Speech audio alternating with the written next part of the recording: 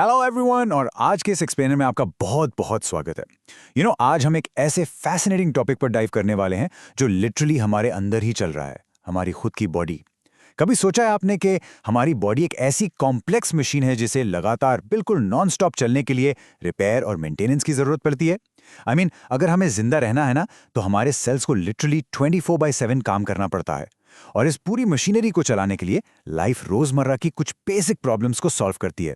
So let's just dive right in और देखते हैं कि ये बायोलॉजिकल प्रॉब्लम सॉल्वर्स आखिर काम कैसे करते हैं। आज हम बेसिकली इन 4 क्रिटिकल प्रोसेसेस को ब्रेक डाउन करने वाले हैं जो हमारी बॉडी लिटरली हर सेकंड सॉल्व करती है। पहला, न्यूट्रिशन यानी फ्यूल लेना। दूसरा, रेस्पिरेशन जिससे हम एनर्जी अनलॉक करते हैं। तीसरा, ट्रांसपोर्टेशन जिससे ये एनर्जी हर सेल तक पहुंचती है। और चौथा, एक्सक्रीशन जिससे वेस्ट बाहर निकलता है। It's gonna be super interesting, so let's get started. Okay, तो सबसे पहले बात करते हैं हमारी प्रॉब्लम नंबर 1 की, फ्यूल यानी खाना कैसे एक्वायर करें। अब देखिए, चाहे प्लांट्स हों या एनिमल्स, इस प्लैनेट पर हर लिविंग ऑर्गेनिज्म को ये फिगर आउट करना ही पड़ता है। अब प्लांट्स का तो आपको पता ही है, वो अपना खाना खुद बनाते हैं, राइट, फोटोसिंथेसिस के थ्रू। ये पूरा का पूरा मैजिक लीव्स के अंदर क्लोरोप्लास्ट्स में होता है। बस 3 सिंपल से स्टेप्स हैं यहाँ। पहला स्टेप, क्लोरोफिल सनलाइट से एक्टिवेट हो जाता है। दूसरा, ये लाइट एनर्जी डायरेक्टली वाटर को हाइड्रोजन और ऑक्सीजन में स्प्लिट कर देती है। और तीसरा, हाइड्रोजन कार्बन डाइऑक्साइड के साथ रिएक्ट करके ग्लूकोज बनाता है। और पता है, यही ग्लूकोज प्लांट का मेन फूड होता है। काफी सिंपल और एलिगेंट प्रोसेस है, राइट? लेकिन ह्यूमंस में ये गेम थोड़ा सा लंबा है। लेट्स मूव ऑन और देखते हैं वहां क्या होता है। तो ह्यूमन बॉडी में जैसे ही आप खाने का पहला बाइट लेते हैं ना, डाइजेशन बस वहीं आपके माउथ से ही स्टार्ट हो जाता है। आपके दांत उस खाने को मैश करते हैं और सलाइवा उसे एकदम सॉफ्ट बना देता है। सलाइवा में एक्चुअली सैलिवरी एमाइलेज होता है जो स्टार्च को वहीं के वहीं डाइजेस्ट करना शुरू कर देता है। उसके बाद खाना इसोफेगस यानी हमारी फूड पाइप से नीचे जाता है। अब यहाँ एक बहुत ही कूल चीज़ होती है जिसे पेरिस्टाल्टिक मूवमेंट्स कहते हैं। ये एक तरह के रिदमिक कंट्रैक्शंस होते हैं जो खाने को आगे धकेलते हैं। ये सिर्फ ग्रेविटी का खेल नहीं है, आपकी बॉडी एक्टिवली फूड को मसल पावर से पुश कर रही होती है। ओके, उसके बाद हमारा फूड पहुंचता है सीधा स्टमक में। और ऑनेस्टली ये जगह ब्रिलियंटली इलस्ट्रेट करती है कि हमारा स्टमक कितना इंटेंस एनवायरनमेंट है। यहां से कुछ पावरफुल गैस्ट्रिक जूसेस रिलीज होते हैं, जैसे कि HCl यानी हाइड्रोक्लोरिक एसिड, जो एक स्ट्रांगली एसिडिक मीडियम क्रिएट करता है। ये एसिड बहुत जरूरी है पेप्सिन नाम के एंजाइम को अपना काम करने देने के लिए, जो प्रोटीन्स को डाइजेस्ट करता है। बट वेट अ मिनट, आप सोच रहे होंगे इतना स्ट्रांग एसिड हमारे खुद के स्टमक को जला क्यों नहीं देता? Well, the hero here is mucus. Mucus की एक थिक सी लेयर होती है जो स्टमक की इनर वॉल्स को इस खतरनाक एसिड से ब्रेवली प्रोटेक्ट करती है। अब स्टमक के इंटेंस ड्रामा के बाद खाना डायरेक्टली स्मॉल इंटेस्टाइन में आता है। वैसे नाम इसका स्मॉल है, पर यह एक्चुअली एलिमेंट्री कैनाल का सबसे लंबा हिस्सा है। और यहां होता है डाइजेशन का ग्रैंड फिनाले। देखिए, क्योंकि स्टमक से आया हुआ खाना बहुत एसिडिक था, उसको न्यूट्रलाइज करना पड़ता है। इसके लिए लिवर से आता है बाइल जूस, जो इस खाने को अल्कलाइन बनाता है और साथ ही बड़े फैट ड्रॉपलेट्स को छोटे छोटे ड्रॉपलेट्स में तोड़ देता है। इस प्रोसेस को इमल्सिफिकेशन कहते हैं। और इसके साथ ही पैंक्रियाज भी अपने डाइजेस्टिव जूसेस भेजता है, जो बचे कुचे कार्ब्स, फैट्स और प्रोटीन्स को फुली 100% ब्रेक डाउन कर देते हैं। चलिए, डाइजेशन तो पूरा हो गया, ठीक है। बट असली सवाल यह है कि ये न्यूली प्रोसेस्ड फ्यूल हमारी बॉडी यूज कैसे करेगी। उसके लिए ना स्मॉल इंटेस्टाइन की इनर वॉल्स पर विली होते हैं। ये छोटे छोटे फिंगर लाइक प्रोजेक्शंस होते हैं जिनका मेन काम है एब्जॉर्प्शन के लिए सरफेस एरिया को बढ़ाना। इन विलीज के अंदर ना ब्लड और लिम्फ वेसल्स का पूरा नेटवर्क होता है। और दोस्तों, यही वो एग्जैक्ट मैजिकल मोमेंट है जब फाइनली हमारा डाइजेस्ट किया हुआ फ्यूल हमारे ब्लड स्ट्रीम में डायरेक्टली एंटर करता है। Alright, moving on to problem number 2। तो फ्यूल तो आ गया हमारे पास, राइट? लेकिन इस फ्यूल को हम एक्चुअली जलाएंगे कैसे?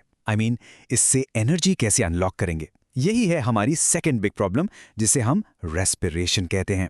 लेट्स सी कि ये कैसे काम करता है। अब देखिए, जैसे आप मार्केट में जाकर कुछ भी खरीदने के लिए पैसे यूज करते हैं, बिल्कुल वैसे ही एक सेल अपने सारे काम करने के लिए ATP यूज करता है। इसीलिए हम इसे सेल करेंसी भी कहते हैं। रेस्पिरेशन के प्रोसेस में क्या होता है कि ग्लूकोज से जो भी एनर्जी रिलीज होती है, हमारी बॉडी उसको स्मार्टली इन ATP मॉलिक्यूल्स के अंदर पैक कर लेती है। और फिर यही मॉलिक्यूल्स हमारी हर एक सेलुलर एक्टिविटी को कंटिन्यूसली पावर करते रहते हैं। It's basically the ultimate currency of your body. अब इस एनर्जी को एक्सट्रैक्ट करने के ना जनरली 2 तरीके होते हैं। पहला है एरोबिक रेस्पिरेशन, जो सिंपली ऑक्सीजन यूज करता है और हमें मैक्सिमम ATP यानी कि बहुत सारी एनर्जी देता है। लेकिन सोचिए, कभी कभी जब आप बहुत हैवी वर्कआउट कर रहे होते हैं, तब आपके मसल्स को उतनी फास्ट ऑक्सीजन नहीं मिल पाती, राइट? तो वहां पर एनारोबिक रेस्पिरेशन के किन होता है, बिना ऑक्सीजन के। इसमें एटीपी तो ऑब्वियसली कम बनती है, बट एक बाय प्रोडक्ट के रूप में लैक्टिक एसिड अक्यूमुलेट होने लगता है। सो अगर आपको कभी एक इंटेंस जिम सेशन के बाद अगले दिन मसल्स में वो दर्द वाले क्रैम्प्स आए हैं, तो याद रखिएगा वो और कुछ नहीं, बस उसी लैक्टिक एसिड बिल्डअप की वजह से होता है। लेकिन नॉर्मल लाइफ में एरोबिक रेस्पिरेशन के लिए हमें लगातार ऑक्सीजन चाहिए होती है, और ऑब्वियसली वो कहाँ से आती है? ब्रीदिंग से। तो हवा हमारे नॉस्ट्रल से अंदर आती है और फिर ट्रैकिया यानी हमारी विंड पाइप से गुजरती है। अब यहाँ एक कमाल की डिटेल है, ट्रैकिया में सी शेप्ड कार्टिलेजिनस रिंग्स होती हैं।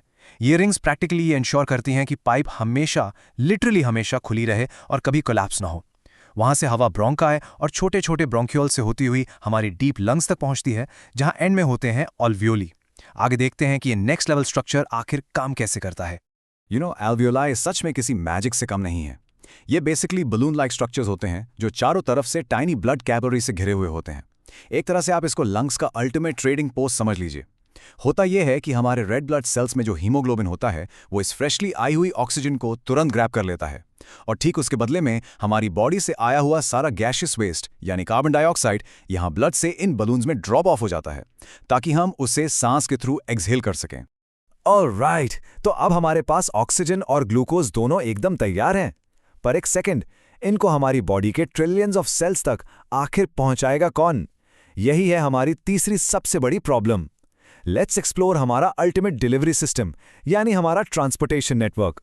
इस पूरे के पूरे ट्रांसपोर्ट सिस्टम का अगर कोई मेन हीरो है ना, तो वो है हमारा हार्ट। ये आपकी सिर्फ एक मुट्ठी यानी एक फिस्ट के साइज का एक मस्कुलर ऑर्गन है। इसे आप लिटरली एक ऐसी इलेक्ट्रिक मोटर समझ लीजिए जो वाटर पाइप्स में लगातार पानी पंप कर रही है। लेकिन द ट्विस्ट इज, हमारा हार्ट एक ही वक्त पर दो अलग अलग टास्क परफॉर्म करता है। पहला, हार्ट का जो राइट साइड होता है वो पूरी बॉडी से डीऑक्सीनेटेड ब्लड यानी वो ब्लड जिसमें ऑक्सीजन खत्म हो चुकी है उसे कलेक्ट करता है और उसे वापस लंग्स में भेज देता है ताकि उसमें फ्रेश ऑक्सीजन भर जाए। और पता है क्या, ठीक उसी वक्त, उसी एग्जैक्ट मोमेंट पर हार्ट का लेफ्ट साइड भी अपना काम जोरों पर कर रहा होता है। लंग्स से जो फ्रेश ऑक्सीजनेटेड ब्लड वापस आता है ना, हार्ट का लेफ्ट साइड उसे रिसीव करता है और बड़ी ताकत के साथ उसे सीधा पूरी बॉडी में पंप कर देता है। अब क्योंकि एक ही पूरे साइकिल में ब्लड को हार्ट से 2 बार गुजरना पड़ता है, इसीलिए इस सिस्टम को हम डबल सर्कुलेशन कहते हैं। ऑनेस्टली, ऑक्सीजन के भूखे ह्यूमंस के लिए it's a highly efficient system. Obviously जिस रास्ते से ये ब्लड जाता है उन ट्यूब्स को हम ब्लड वेसल्स कहते हैं, और आर्टरीज और वेन्स में ना काफी क्लियर फर्क है। जैसे आर्टरीज को देखिए, ये हार्ट से ब्लड को दूर ले जाती हैं, तो नेचुरली उनमें ब्लड बहुत हाई प्रेशर से फ्लो करता है, इसीलिए उनकी वॉल्स काफी थिक और इलास्टिक होती हैं। दूसरी तरफ अगर वेन्स की बात करें तो वो ब्लड को वापस हार्ट तक ले आती हैं। उनमें प्रेशर कंपैरेटिवली लो होता है, इसलिए उनकी वॉल्स थोड़ी पतली होती हैं। लेकिन वेन्स में एक बड़ा ही स्पेशल फीचर होता है, उनमें वन वे वाल्व्स होते हैं। ये वाल्व्स इंश्योर करते हैं कि लो प्रेशर के बावजूद ब्लड कभी रिवर्स ना फ्लो करे, बस एक ही डायरेक्शन में चलता रहे। काफी स्मार्ट, राइट? अब जरा इमेजिन कीजिए, अगर इस परफेक्टली डिजाइंड पाइप सिस्टम में कहीं कोई लीक हो जाए, यानी हमें कोई कट या चोट लग जाए, तो क्या होगा? वेल, हमारी बॉडी ना नेचुरली इमरजेंसीज हैंडल करने में एक्सपर्ट है। ब्लड में मौजूद प्लेटलेट्स तुरंत उस लीक वाली जगह पर भागते हैं और उसको टेम्परेरीली प्लग कर देते हैं ताकि आगे ब्लड लॉस बिल्कुल रुक जाए। और एक और इंटरेस्टिंग चीज है, हमारी बॉडी में एक सेकेंडरी बैकअप ट्रांसपोर्ट हाईवे भी होता है जिसे लिम्फेटिक सिस्टम कहते हैं। ये ब्लड के बजाय एक कलरलेस फ्लूइड यूज करता है जिसे लिम्फ कहते हैं। ये इंटेस्टाइन से आने वाले डाइजेस्टेड फैट्स को एब्जॉर्ब करता है और जो भी फ्लूइड हमारी ब्लड कैपिलरीज से लीक हो जाता है ना, उसको सेफली वापस ब्लड सिस्टम में डाल देता है। ओके, हमारे पास तो पंप करने के लिए हार्ट है, पर सोचिए प्लांट्स अपना ट्रांसपोर्ट आखिर कैसे करते हैं? वेल, प्लांट्स मूव टू करते नहीं हैं, तो उनकी एनर्जी रिक्वायरमेंट एनिमल से काफी कम होती है, जिसका मतलब है उनका ट्रांसपोर्ट सिस्टम थोड़ा स्लो और चिल होता है। उनके पास मेजरली 2 वास्कुलर टिश्यूज हैं। पहला है जाइलम, जो रूट से पानी को ऊपर लीव्स तक खींचता है रात के टाइम रूट प्रेशर यूज करके, और दिन के वक्त लीव से होने वाले इवापोरेशन यानी ट्रांसपिरेशन पुल से।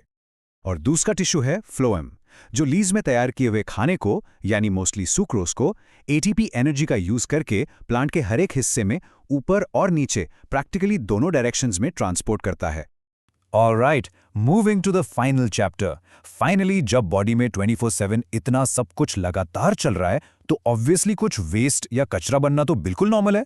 कुछ बहुत ही टॉक्सिक नाइट्रोजनस वेस्ट्स होते हैं, जैसे कि यूरिया, जिन्हें रेगुलरली बॉडी से निकालना ही पड़ता है। यही है हमारी बॉडी की 4th और आखिरी बड़ी प्रॉब्लम, एक्सक्रीशन।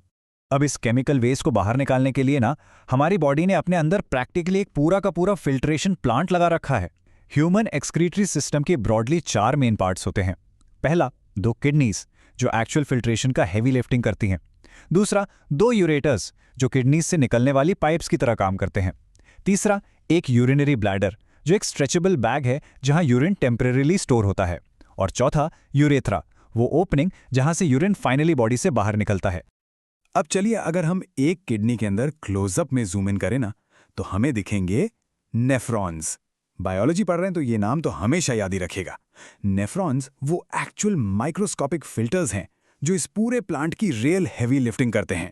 और गेस व्हाट, हमारी हर एक किडनी में ऐसे ऑलमोस्ट 1 मिलियन यानी लगभग 10 लाख नेफ्रॉन्स होते हैं। इनके अंदर ब्लड कैपिलरीज का एक टाइटली पैक्ड गुच्छा होता है जिसे ग्लोमेरुलस कहते हैं।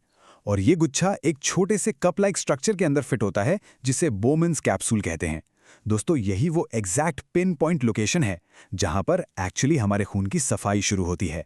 अब इस फिल्ट्रेशन प्रोसेस को जरा ध्यान से समझिएगा। सबसे पहले डर्टी ब्लड इन सारे टॉक्सिक वेस्ट्स यानी यूरिया और यूरिक एसिड को लेकर सीधा नेफ्रॉन में एंटर करता है।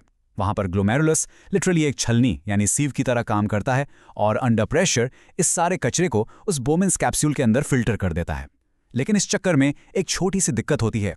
इस फिल्टर होने वाले लिक्विड में वेस्ट के साथ साथ ब्लड की कुछ अच्छी और वैल्यूबल चीजें भी फिल्टर हो जाती हैं, जैसे कि ग्लूकोज, सॉल्ट्स और amino acids. But don't worry, हमारी बॉडी बहुत ही स्मार्ट है। अगले ही स्टेप में क्या होता है कि नेफ्रॉन्स के जो आगे के लंबे ट्यूब्यूल्स होते हैं वो फटाफट उन सारे यूजफुल मटेरियल्स जैसे ग्लूकोज और अमीनो एसिड्स को दोबारा से ब्लड कैपिलरीज में रीएब्जॉर्ब कर लेते हैं ताकि कोई भी काम की चीज़ बॉडी से बाहर वेस्ट ना हो। उस रीएब्जॉर्प्शन के बाद अब ट्यूब्यूल में जो फाइनली बचता है यानी स्ट्रिक्टली वेस्ट और एक्स्ट्रा वाटर वो मिलकर यूरिन बनाता है। बस फिर क्या, यही यूरिन उन यूरेटा पाइप्स के जरिए नीचे जाकर यूरिनरी ब्लैडर में तब तक जमा होता रहता है जब तक नर्वस सिस्टम उसे बॉडी से फाइनली बाहर फ्लश आउट करने का सिग्नल नहीं दे देता।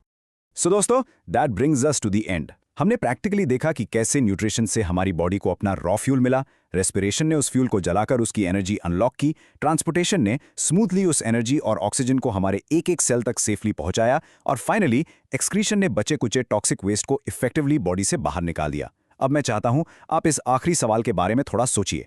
अगर इन 4 ब्यूटीफुली इंटरकनेक्टेड प्रोसेसेस में से सीरियसली सिर्फ एक भी प्रोसेस काम करना बंद कर दे तो आपकी बॉडी की उस प्रेशियस सेल्यूलर करेंसी यानी एटीपी का आखिर क्या होगा? ये पूरी की पूरी बायोलॉजिकल मशीन एब्सोल्युटली एक फैंटास्टिक टीम की तरह सीमलेसली काम करती है, तभी तो हम और आप जिंदा हैं। वेल, आज के इस इनक्रेडिबल सफर में मेरे साथ जुड़ने के लिए बहुत बहुत शुक्रिया। Keep exploring and as always keep your curiosity alive.